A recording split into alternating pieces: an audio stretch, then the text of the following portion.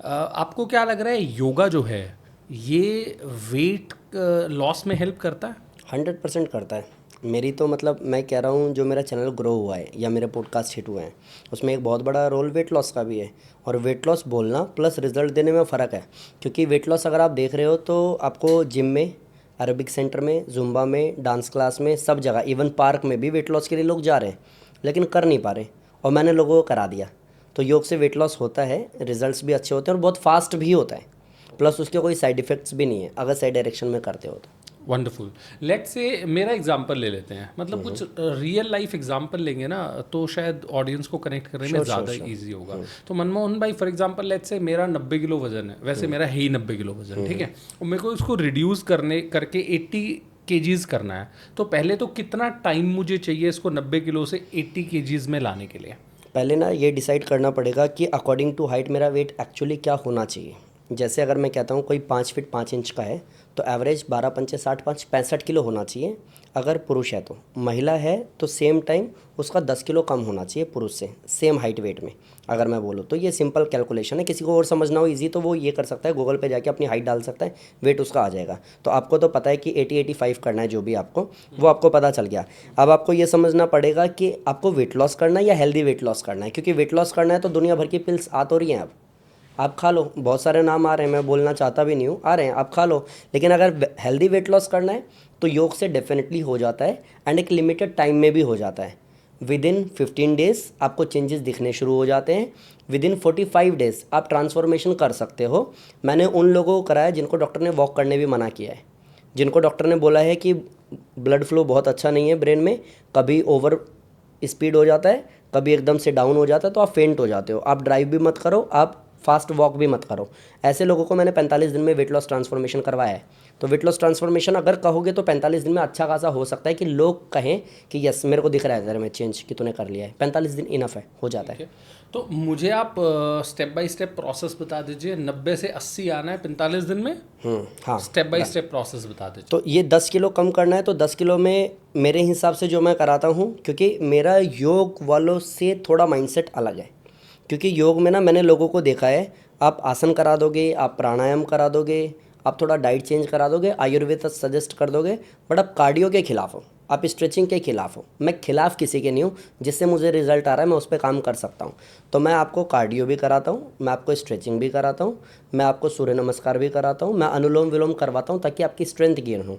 क्योंकि जब हम जिम जाते हैं ना और स्ट्रेंथ नहीं होती है, हमारी रेपिटेशन अच्छे निकल करके नहीं आते हैं, तो हमें स्पेशली बोला जाता है, हमारा ट्रेनर बोलता है कि आप प्री वर्कआउट ले लो, पोस्ट वर्कआउट ले लो, कैरेटीन ले लो। लेकिन योग में हम कोई प्रोडक्ट ऐसा नहीं बताते जिससे एनर्जी गेन करोगे। तो वहाँ पे हम अनुलोम विलोम के थ्रू स्ट्रेंथ गेन करवाते हैं। अब जब आप कार्डियो करते हो तो वेट लॉस तो होता है, लेकिन रैपिडली वेट लॉस होने की वजह से आपका फैट जो है वो लटक जाता है, जो और बुरा दिखता है। तो कार्डियो के साथ में हम स्ट्रेचिंग कराते हैं। स्ट्रेचिंग से क्या होता है, जो लटक रहा था फैट वो टोन हो जाता है, बॉडी स्ट्रक्चर शेप में भी आता है और टोन भी होता है। तो आपका वेट लॉस हो रहा है कार्डियो से, स्ट्रेचिंग से बॉडी टोन हो रहा है, फ्लेक्सिबल हो रहा है। सूर्य नमस्कार से किया गया वेट लॉस वापस से जल्दी आता नहीं है। जैसे अगर मैं कहूँ कि जिम से अगर मैं वेट लॉस कर लूँ, एवरेज 10 किलो कम कर लो और फिर कुछ टाइम मैं जिम ना जाऊँ, किसी कारण से मैं ना जा पाऊँ, तो मैं देखूंगा कि मेरे अगले कुछ दिनों में वेट फिर से बढ़ना शुरू हो गया है।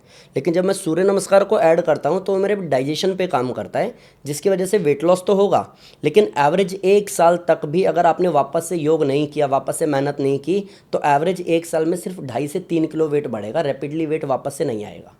तो ये एक पूरा पैकेज है जिसमें कार्डियो है, स्ट्रेचिंग है, सूर्य नमस्कार है, अनुलोम विलोम है, प्रॉपर बेसिक चेंजेस है, डाइट है। अगर आप ये कर लेते हो तो अच्छा ट्रांसफॉर्मेशन होगा, बिना किसी साइड इफेक्ट के होगा, बिना किसी इंजरी के होगा।